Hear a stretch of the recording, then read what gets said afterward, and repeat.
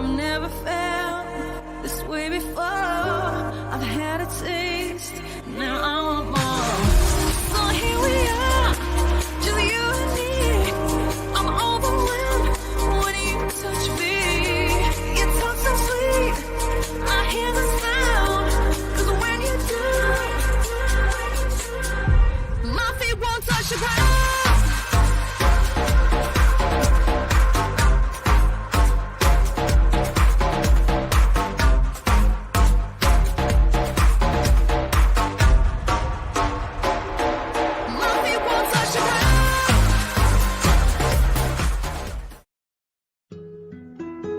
Life is so fragile, and we're constantly reminded just how fragile life can be, especially when we or a loved one is told we have cancer.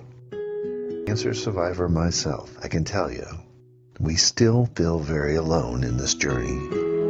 There's a study that's been showing that patients who are socially isolated have a worse prognosis, have a worse outcome than patients who are socially interconnected. Buddies for Life is a non-profit cancer support group for those whose life has been impacted by cancer.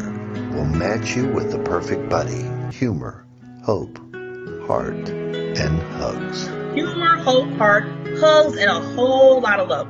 We're offering you a free membership, so please sign up today.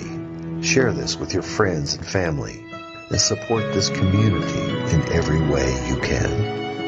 No one should face cancer alone. I am a chemo buddy for life. We are a buddies network. No one does cancer alone. Be a buddy. And we are all here for you as a community of love. We are chemo buddies for life. And if you've heard 3 words, you have cancer, for yourself or someone else, you belong with us at Chemo Buddies for Life. Healing through connections.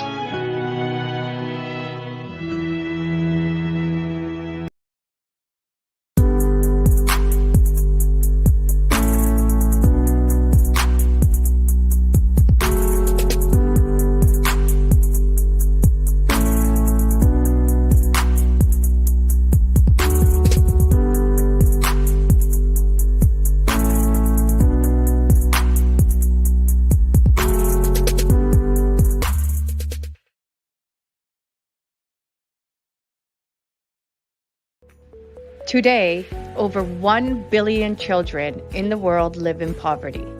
At Help Heal Humanity, our goal is to connect children in need with people like you who want to make a difference. Our student sponsorship program helps provide children with the necessities for a healthy and successful start to life. When you sponsor a student, you're not only giving them the gift of education, you're giving them the best chance for a brighter future. 100% of your donation supports the tuition fees, uniforms, textbook, and school supplies needed to thrive in a safe and healthy learning environment. Sponsor a student now and be the catalyst for their brighter future.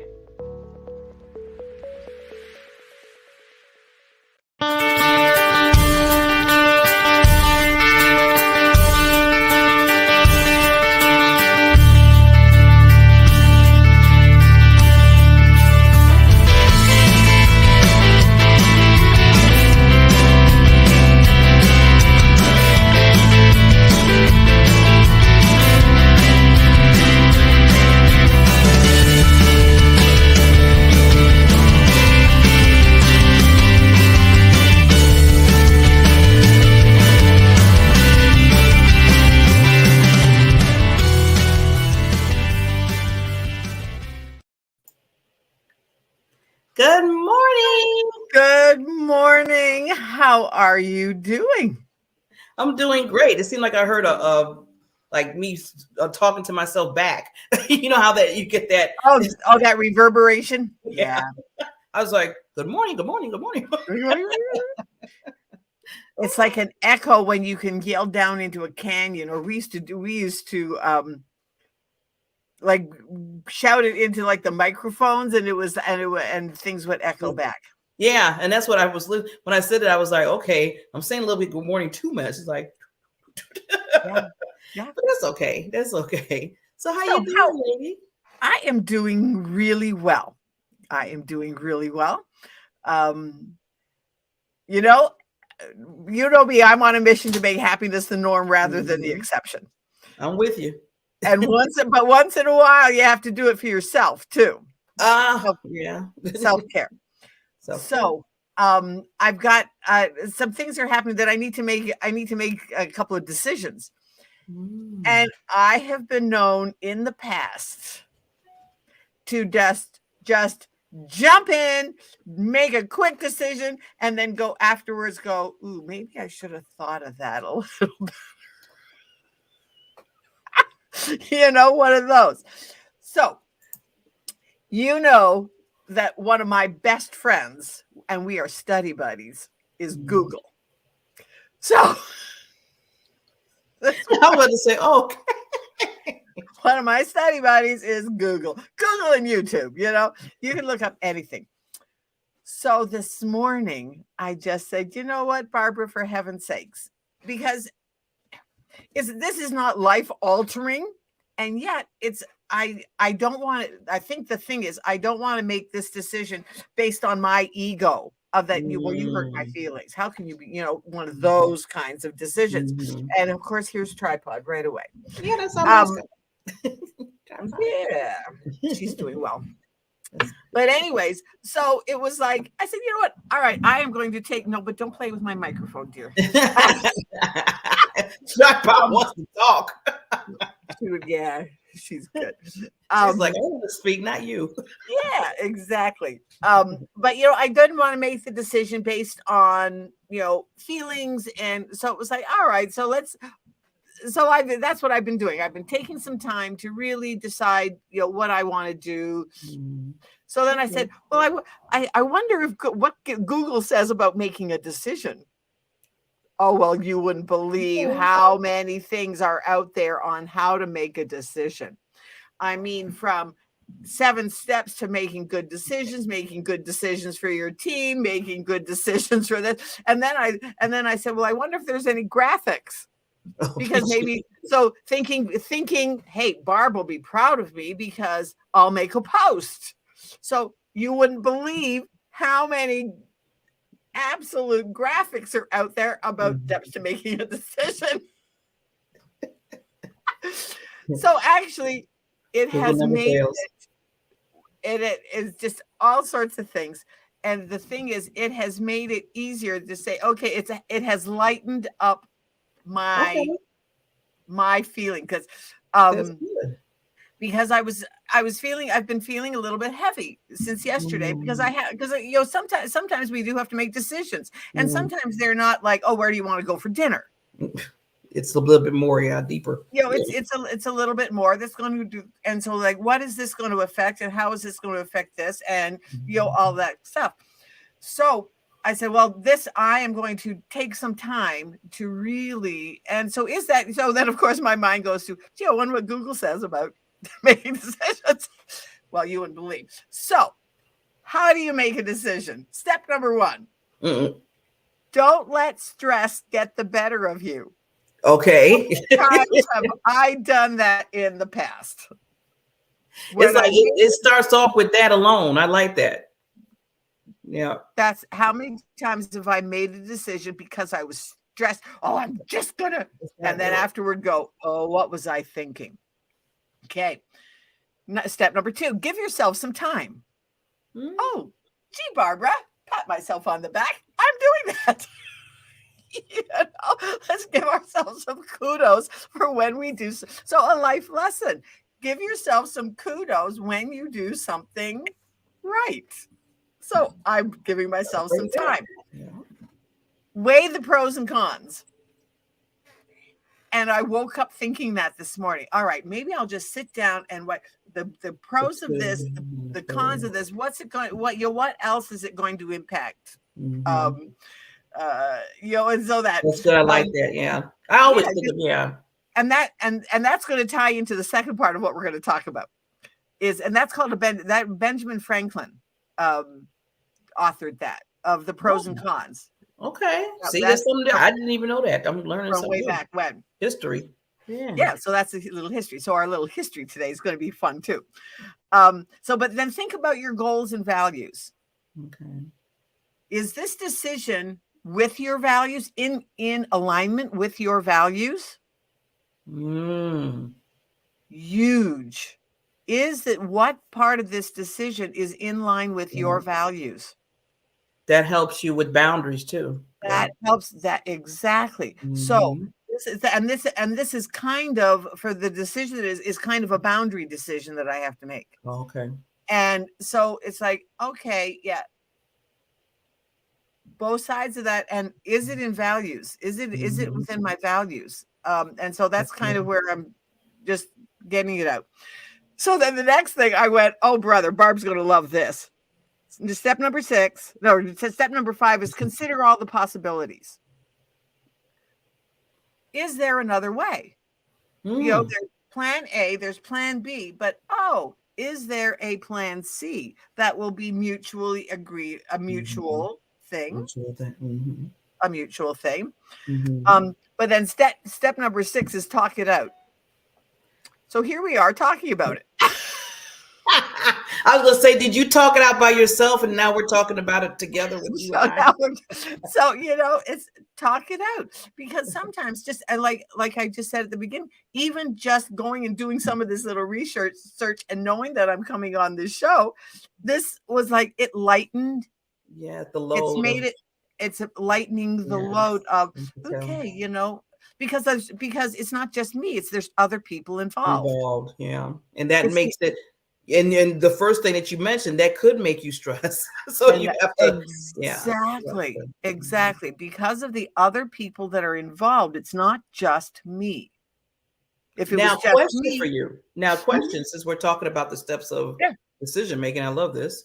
Now you just mentioned that there's other people involved. Now, the decision that you have to make, do you need to bring them into the decision making, or no? No, but my decision is going to affect them.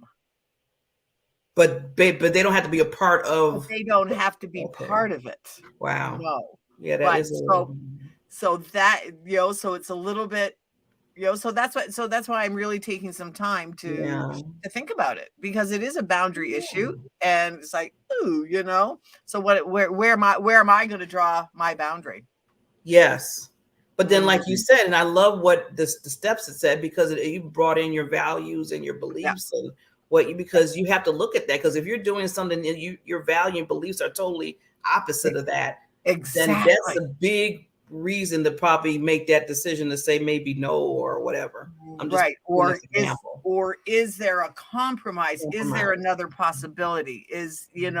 Because it's just, I feel strongly about my values. I'm a woman of faith, and it's like, and so I've been praying about it overnight. And so we're going to see. I'm taking some time to really decide, because it's not time critical that it has to be done like in 5 minutes. So that's what I'm taking. I am taking time to make the decision. So then the step number 7 is keep a diary. And one of the things is I journal. So later on, I'm going to sit and just see what comes out of my fingers as I'm journaling. See, the journaling. I love journaling. Yeah, I love journaling. And I use morning pages. I cannot write a journal, and yet I teach people, write it down. But when it's something that I'm angry about, then I do write it down, because I've got to get it out of my body. This is like the physical of getting it out of your body. Absolutely. But if I'm just journaling, then it's like, whatever comes up, but I use morning pages. Yeah. And you, I'm sorry, I don't want to stop you with your steps. Nope. That was it. So, but the plan, number 8, plan on how you're going to tell the other people that are involved. Now we get into the other people. Okay. Yeah. So depending on what my decision is going to be, that it's going to affect other people, how am I going to tell them? So are you going to tell them, like, bring them all together in person? Are you going to put it on a message? Are you going to do an email? What are you going to do? Okay. Exactly. And just, it's like, You know how and so that's What is it? you know. Well, the way you said it like that, Barbara, it sounds like this decision is really like, oh boy, because once I made the decision, yeah, how am I going to tell this? How am I going to tell them? Anyways, and then step number 9 is rethink your options. Look at your back to step 5. Consider all the possibilities. Yeah. But then rethink, and so that's kind of where this was like, oh brother, thank you, thank you, Google. I mean, yes, Google's our friend. I said Google's our friend. Google is our friend. Yes. But anyways, so this has really helped, and now here I'm talking it out, and because I've got to make it the decision this week sometime, before the end. I thought it had to be today. Yeah, it doesn't have to be today, but just in a timely manner, because it will affect other people. So what happens with them? But anyways, so it was just so funny because as I was looking at this, it was like, talking about decisions. Well, you know me, I'm a little bit of a history buff, but I like to go on to and see what day it is today. Last week it was National Cinnabon Day. Yeah, that was very cool. But today is Casimir Pulaski Day. Okay. I live in Chicago. I see all sorts of things that are Pulaski. Okay. So who was Casimir Pulaski? Well, I looked him up. I went, Barbara, the way you said it, you're like, who is it? Who was he? Who is he? Why is there a street named after him? Yeah, why is there a day? Whatever. Why is he remembered? Why has he left a legacy that has now? And so this is why it ties in with making a decision. The decisions that you make today, is it going to leave a legacy of hurt later on? Or is it going to leave a legacy of positivity later on? Or is it going to be remembered at all? You see, great minds think. You got a great mind. Well, I always say you got this beautiful mind. And the reason why I'm saying that right now is because I was going to get, after you were done with the Pulaski thing, I was going to talk about legacy. And you just brought it in. I mean, I didn't have to say anything. I was like, okay, is Barbara reading my brain right now? Because that's what I was about to talk about. What we're going to talk about. Anyway, so who he was, and then we'll talk about his legacy. Anyways, he was 15, living in Poland. Poland went to war with Russia. Okay. 15. He's a soldier. 15 years old. Wow. 15 years old. Okay. This is back in the 1770s. Okay. Way back. Okay. Over 200 years ago. Anyways, well, after that, he decides that he's going to take his experience, and he started to travel. Well, he went west out of Poland. He landed in Paris. Well, guess who he met in Paris? Ooh. George Washington. Wow. So George Washington said, hey, back then soldiers were young. Here he was, a 15-year-old soldier, had experience. George Washington, he came to the States. Well, he became the brigadier general in the Continental Army. That he rose through the ranks and he became a brigadier general in the Continental Army. Well, one of his specialties was he was a horseman. He was a horse guy. Well, guess where our cavalry came from? From Casimir Pulaski. And that's why he's known as the father of the modern cavalry. Wow. At 15. And he started at 15, and then over the years coming up, he amazing. And then he died as a result of wounds in the American Revolution. But can you imagine? He met Benjamin Franklin. Talk about making a decision. He made the decision to leave. That's what I was going to say. All that led to all those steps of making a decision. You see how important it is? Well, some things I know it's just It's just the way things work in the universe. But like you said, you still have to make certain decisions to get to that road. And if he would have made something different, how about if he decided just to stay? How about he decided that to go west? Exactly. Then all that wouldn't have revolved after that. Wow. That is amazing. Was it? And talk about leaving a legacy. He is still known, and he has a day named after him. He has a street named after him. He has all sorts of things. So decision making is really important. And it was funny because I was thinking about when you were saying, I know I'm not really jumping, but just, it all kind of ties into what you're saying. Exactly. I remember on last Thursday when we had the Diamond Factor, and we were talking about commitment. Right. That was our thing. What are you committed to? We were talking about individually, family, friends, and then clients. In your business. Yeah. In your business. And I think, with decision making, somewhere down the line, I think 98% down the line, some kind of commitment has to be made somewhere with that.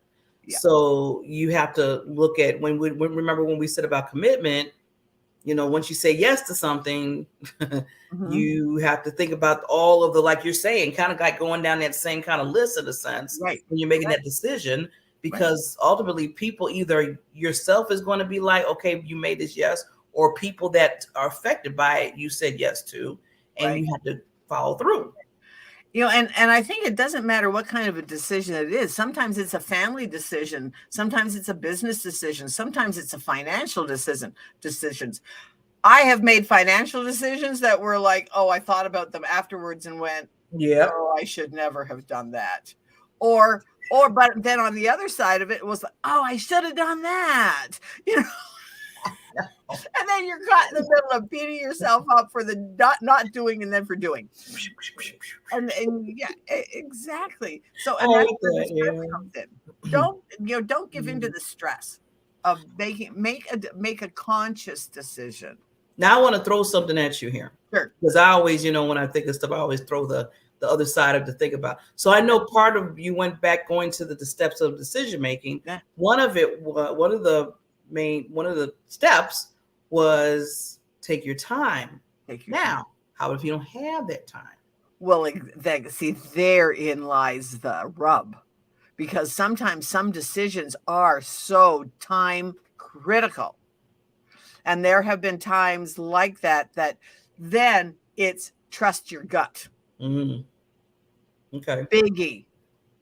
Biggie, because I truly believe that within each one of us, we have that. If it's a critical decision, we will know. Mm-hmm. We will know, oh, I need to do that. Mm-hmm. And most times it is the correct decision. Mm-hmm. If you can take that 1 minute, 1 or 2 minutes to just, our usual, take a breath. It's a breath. That's like take a breath. Take a life breath. Take 2 or 3 of them.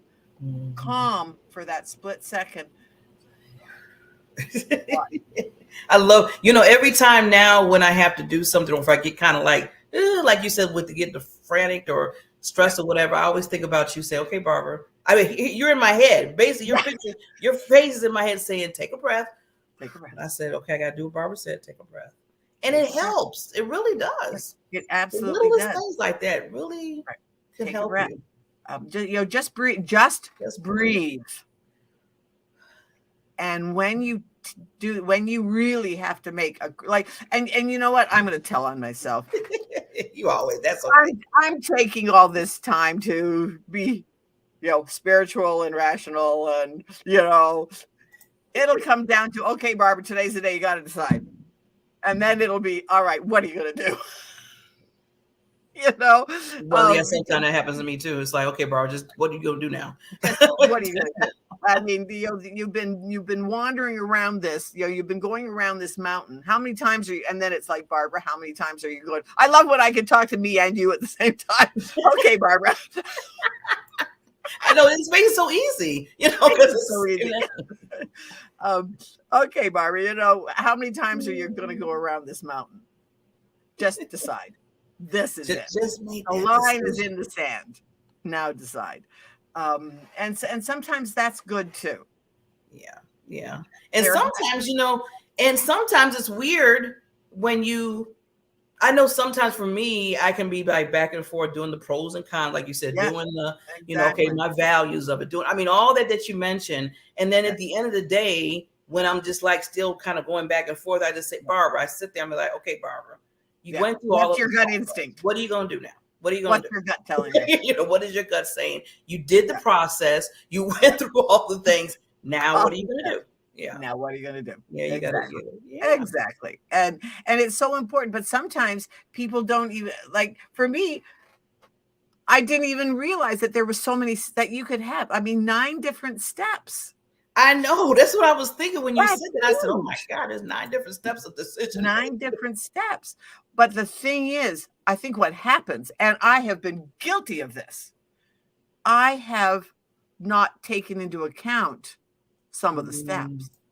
And I have gone from step 3 to step 8.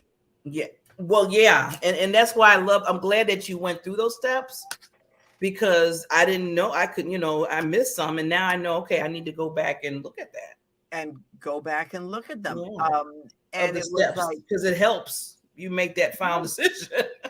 And having them in front of you, like, and I kept one of the little graphics, and it's just right in front of me. And I think I'm going to post it today. Yeah. Because I cannot be the only one that struggles with making a decision sometimes. Sometimes some decisions are so easy. Mm-hmm. You get, especially if you happen to get your dander up. I remember one time I was a department manager for a fairly big store chain. And one day this girl came in, and I had been thinking about letting her go. And she came in one day, and I don't even remember what was the scenario. I looked at her and I said, you know what? You're done. Never in my life had I fired somebody so quickly. It was like, you're done. That you have just gone that one step too far. You're done. That what you said, Barbara. Goodbye. It didn't take that long to make that decision. It was like that. All right, this is it. Wow. You're done. Well, with that said, Barbara, we got to bring our wonderful guest that's going to come on, Mrs. Catherine Ann Clayton. And I just want to say, this lady, I can't wait to talk to her. You bring in the best of the best guests. She's cool. She's a business and leadership coach, a founder of her company. And, I always say woman power, because woman power. we have to be together and give that power to each other, encourage each other. So after our sponsor comes on, we're going to bring this wonderful queen on and have a conversation with her, right, Barbara? Cool beans. Ooh, what they say, cool beans. Cool beans. When you do nothing, nothing happens. Best time to take action is now. This is the time to work on you and your business. So I've created a group, an online academy for professionals and entrepreneurs. Power Partners will help you to start helping yourself. Helps me change my life and my business. Not a Toastmasters, it's not a BNI, it's not any of these, but it is. So it's all this stuff in one place. Get the results that you deserve right now. So what are you waiting for? Let's make it happen. See you in Power Partners. Ta-da! Good morning. Good morning. How are y'all this morning, bright and early? Doing very well. Very well. Awesome. You can see I'm working in the background. That's what we do. That's what we do. Strategizing everything for the new year. Awesome. Wow. See, and she's already doing a good thing, Barbara. She's planning already in October. Some people wait till like December 31st or something like that. So exactly. Wonderful. So welcome to Time to Shine Happiness Show, Queen. I call Lady Queen, so that's what you get. You're Dean Queen. I like it. We need to teach the men around here in my family to call me Queen. How about that? Oh, okay. Well, see, now that you said that, I'm going to send a message to your family. Yes, my son especially. Remember now, call your mother queen. Yeah, absolutely, absolutely. That is amazing. Yeah. So it is so fun. I have to tell you, I've met Catherine Ann several times, and I said, "Oh, we've got to have you on the show just because of all the stuff that she does." And so, Catherine Ann, tell us about you and how you got to be where you are and why you do what you do. It's fun. Well, I'm Catherine Ann Clayton, and first I am a wife and a mom, and second I am a leadership and money business strategist. How I got here was a very long, interesting story. I will not go into all the details. I taught school for 21 years and had my second child and wanted to stay home, and that lasted, when they're infants, that lasted about 6 months. And I was like, oh my God, I have to go back to work. Now, the reason I did that was because, I married late in life, and I was just a go-getter. And I was just, you can only change so many diapers and wash so many pairs of underwear before you're just done. And so I didn't want to go back to teach. So I went into the business sector and started in a sales department in an energy company, and became the number one salesperson there. I was there for 8 years, and then I came. You know how I feel like that. My faith is God. Somebody else may have energy or whatever their faith is, but I feel like that. You get signs about your future and what you're going to do, and a lot of things started happening. And I got called into my boss's office and was told that I make too much money. I make more money than her, and that they were going to cut my commissions. And then around about the same time, and I can't remember which one happened first, but around the same time I came home and I was with my little girl and my husband, and she was doing something. And I said, well, Mommy will help you. And she looked up at me, and she has these huge brown eyes. And she said, Mommy, you're too tired and grumpy and you have to work. Daddy will help me. Well, that killed me. And so at that point, with all the things that were happening at work, and we did the numbers, I'm a real numbers girl. And so I said, what does this mean when they're going to do this, this, and this? Because, for all the people that have been in corporate, they say stuff so convoluted that you don't know what's going on. And so my husband looked at me and he goes, that's a 90% cut. And I was like, what? And he goes, remember that deal you sold that you made over $6,000? You're going to make like $694 on it. And I was like, oh. And then we talked, and he was like, I got you. So I walked away, didn't know what I was going to do. Landed into business coaching. I'm an expert on LinkedIn. And so that's where I started coaching business strategy on LinkedIn. And then I still realized I was spending a lot of time on the computer, and went through some transformational leadership work, coached that for a little bit. And then I really realized that my vision was to help the everyday person create wealth. And that is something that not a lot of people do. I mean, a lot of people want you to jump into their program. I had programs that were $12,000 a year, and a lot of people want you to do that, but nobody ever says, well, you know what, for $500, you can create wealth in a year. And I found a company that I represent, and it is an affiliate company, and I bring people on, and I've had people that have, doubled their income in a month. I've had people that have gone really slow. You don't have to. It's an investment. You don't have to build a company. And if you don't want to, you can simply put in the $500 and use the power of compounding to grow your income. I started, a testimony to me, I started with $700, and I looked at my numbers over a couple of days ago, and over 14 months, I've created over $56,000. And I have used the money, to help pay for my daughter's college, to take our family on a trip for vacation. So it's been really, a joy for us. And, speaking of happiness, I think that you get to have, a lot of things to create your happiness. I think that you get to have faith, whatever that faith is, You can believe in whatever you want to believe. I'm not saying your God has to be my God. It can be, Buddha, whatever it is, energy, whatever it is. I think you have to have family that supports you. I think that you get to have your finances in order.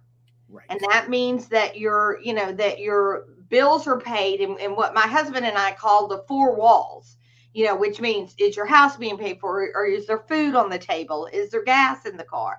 And then the last one, I really think that you get to have fun. So I call that the 4 F's. So faith, family, finances, and fun.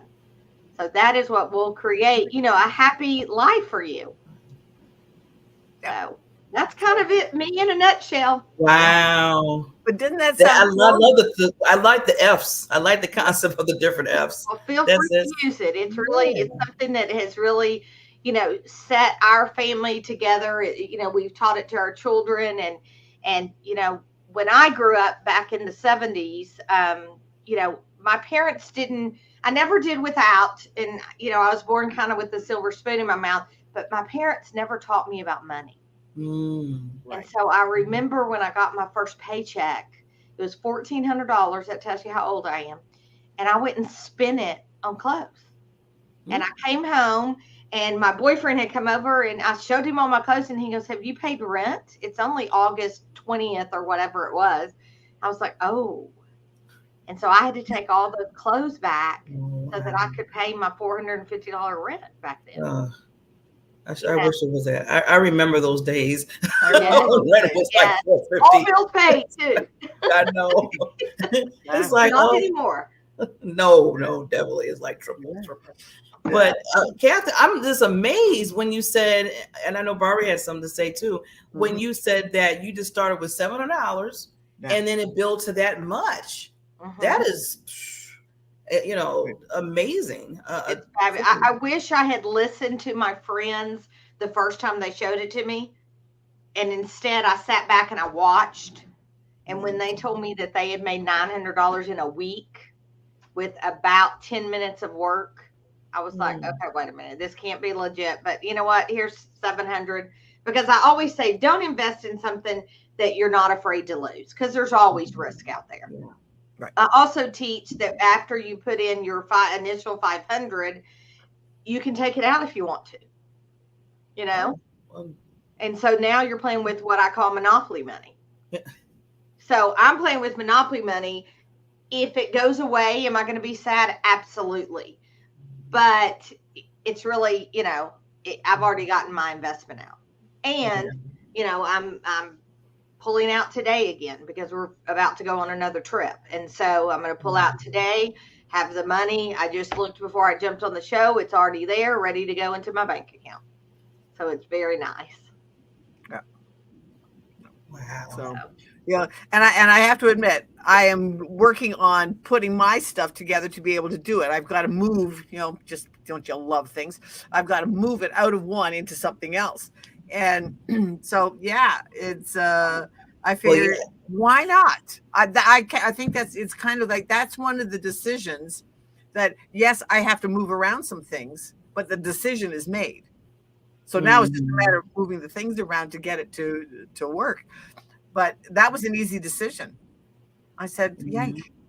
Well, and I'll tell you something that I always say, money loves speed.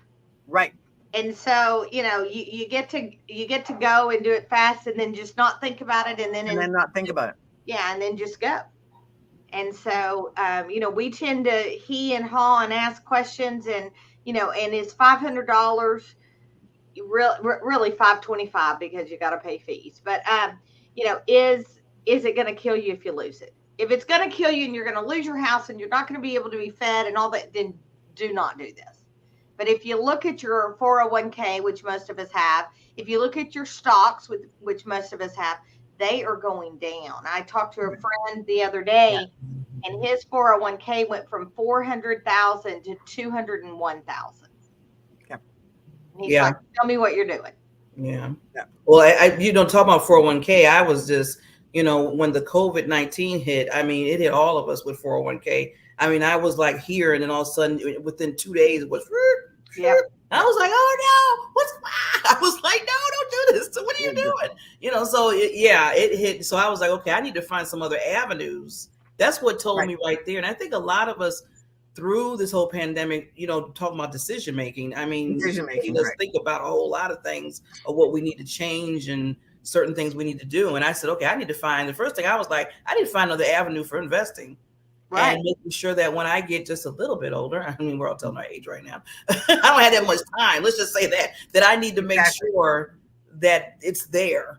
And when I seen that, I did stress out. You know, Barb, we were talking a little while ago about decision making, and the first thing is don't stress. Well, I'm going to tell you, let's be vulnerable. I was stressing because I'm like, okay, I've been working since I was 16, and now I'm seeing all this stuff going down. I'm like, what do I do? So, Catherine, we're going to be having a talk. We're going to have a one-on-one conversation because this is something that I need to make that decision, think about it for future. I mean, early future, like, you know, like now. Like yesterday future. Like yesterday future, yeah. Like yesterday. Right. So, yeah.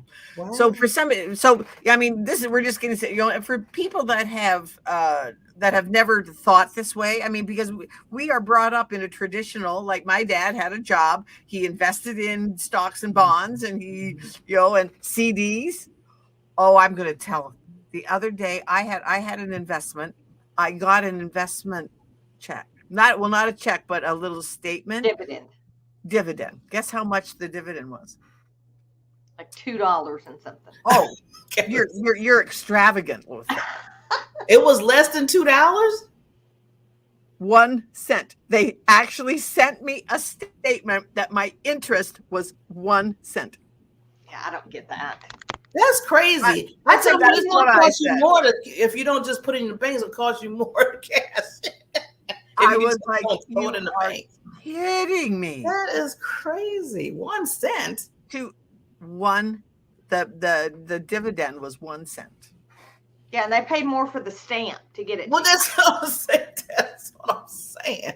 What's wrong with this picture? Yes, well, yeah, that's an easy fix to say what's wrong with that picture. Like Catherine just said, it took more money to stamp than to send you the check with the. All right, can I tell one of my pet peeves is well, we lost Barb for a minute. One of my pet peeves is that we still use pennies.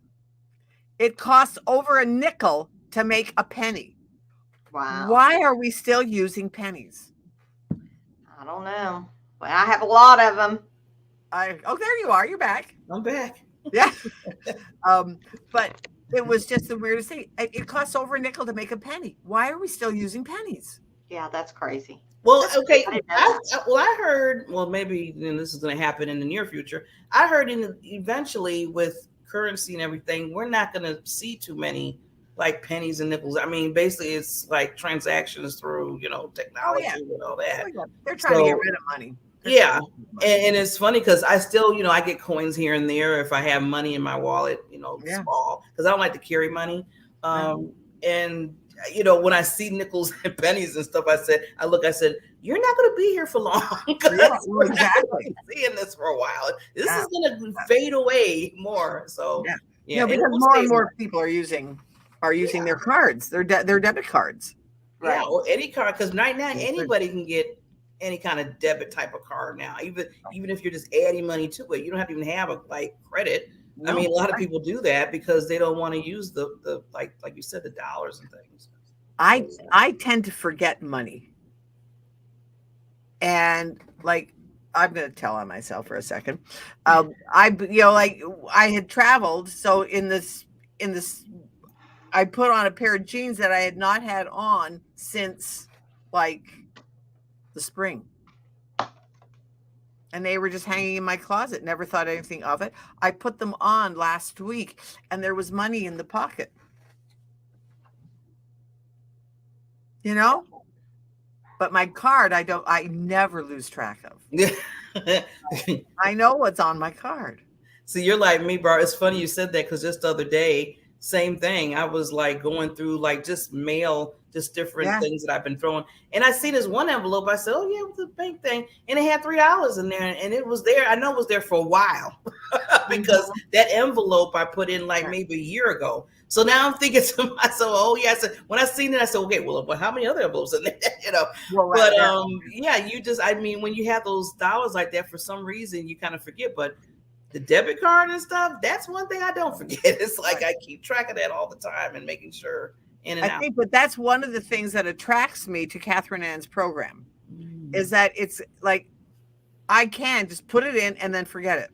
I want to be able to just let it grow.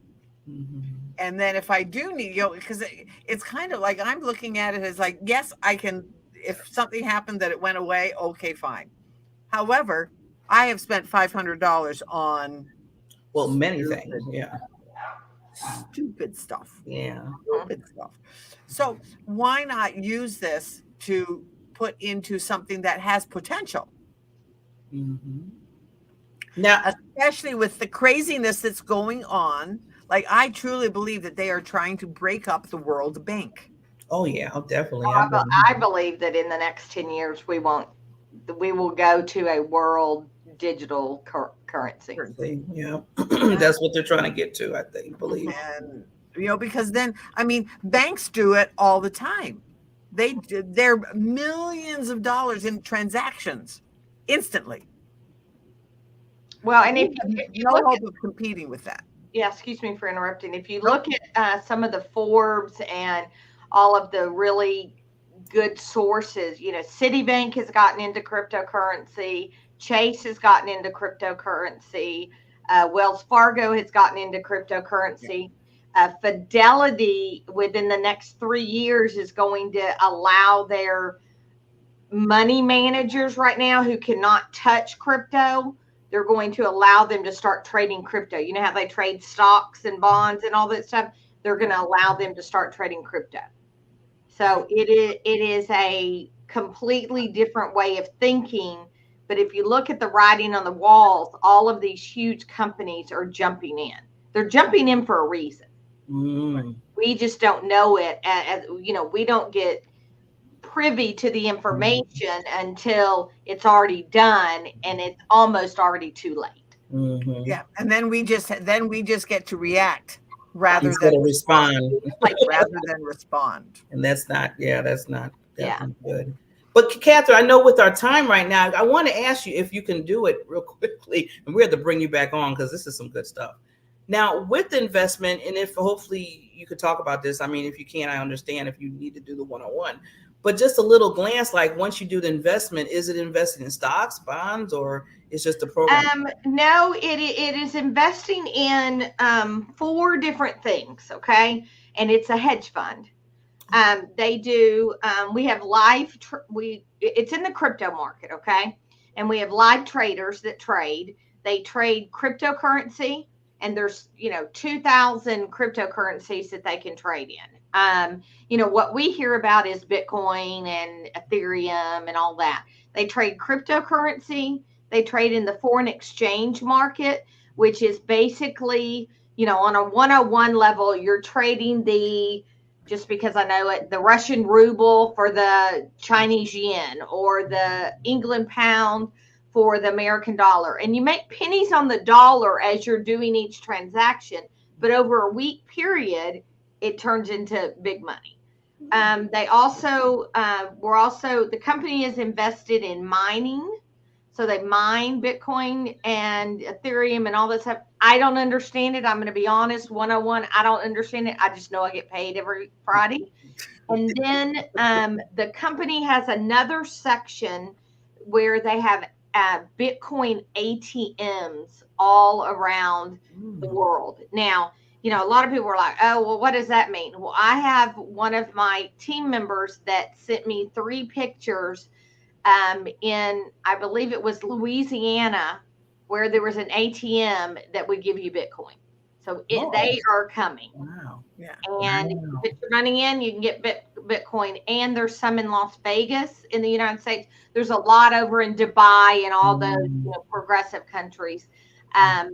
And what they do is they pull all that money together. And since it's a hedge fund, everybody makes the same percent each week. But the percentages change.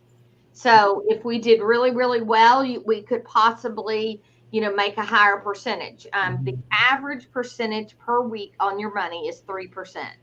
Now, with that being said, it fluctuates. For instance, last week we made 3.26. The week before that, we made 3.3. When crypto crushed back the second week in May, we made 0.065 or 0.65. So we almost made a point, but we didn't make the 3%. And so, all you still made money though. But you still made money. You didn't lose money. That's what got my attention. You didn't lose. You made. I like how Barbara threw in there, but you did lose money. Yeah, we didn't lose money. And the company, it's been here for 3+ years, and not 1 week have they not made a profit.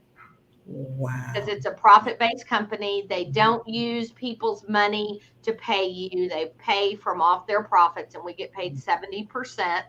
20% goes to the human traders, and 10% goes back into the company. So it's a real, for me, it's a very safe investment. Now, we don't know what the United States is going to do with all the laws and all this stuff going on. It's accredited. It has all of the accreditations that it needs. They were the CEO and founder of the company. They are very much on the laws and having all the certificates and doing things the right way. So, especially when you're dealing with money. So now, can you just once you invest in the, like that 500, that 525, as you said, with the fee, I remember that. Yeah. Do you have to do anything, or you just kind of say, okay, here's my investment? Yes, you do. Well, you have a choice. On Fridays, you can either compound your money, which means you take your money and you put it back into your trading balance. Okay. Or you can withdraw your money. Now, the first 90 days, they want you to leave it there with, or you'll get a 15% penalty. So after 90 days, and you can add to it, you can take away from it, you can pull your money out, you have access to your capital at any time that you want it after that 90 days. Like I got paid last Saturday night, and I got paid Friday, and then on Saturday, because I'm building a team. And I requested to have the money come out instead of compounding it. I compounded a little and then requested some more. And yesterday was a holiday. I would have had my money. I had my money. I looked this morning. It came in at 1:30 last night. So, I suggest people try to compound, because obviously, Albert Einstein said that compounding is the 8th wonder of the world. And those who learn it make it, and those who don't. Are going to lose. Like they said, those who don't. Right, absolutely. Yeah. And so, you have a choice. It takes about, when things are going fast and not everybody's on the internet, it takes about, I've done it in 27 seconds. But it might take as long, I say 10 minutes.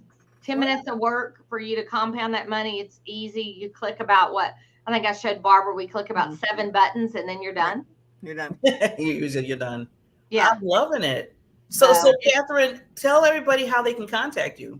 I do have, I can put it in the chat. I have I can get it right here. I have my